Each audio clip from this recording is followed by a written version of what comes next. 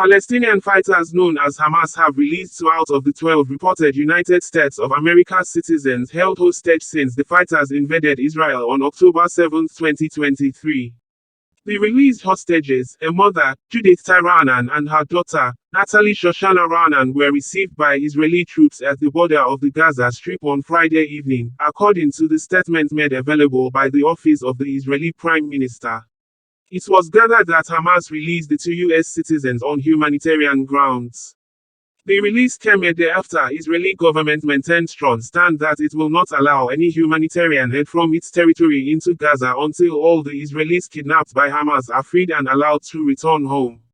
Office of the Israeli Prime Minister in a statement few minutes ago said in quote, "This evening, Judith Tyranan and her daughter Natalie Shoshana Ranan were released by the terrorist organization Hamas.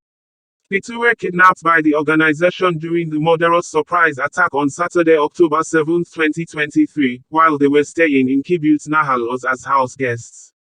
The coordinator for the captives and missing, Brigadier General, retired, Gal Hirsch, together with the IDF and security forces, received them at the border of the Gaza Strip, and the 2 are now on their way to a meeting point in an army base in central Israel, where their families are waiting to reunite with them.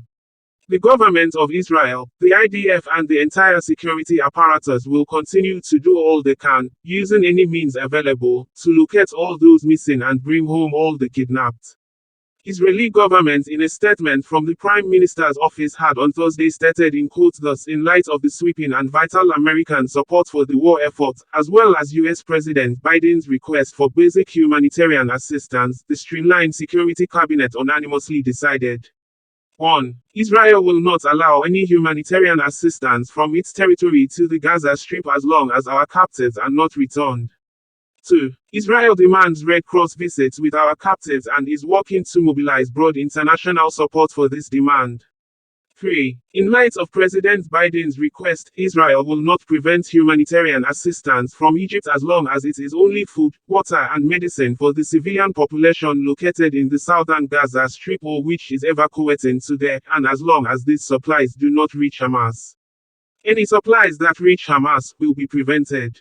President Joe Biden in a statement on Friday reportedly stated that 10 other Americans are still held hostage by the Hamas, and thanked Qatar and Israel for their partnership in securing the pair's release.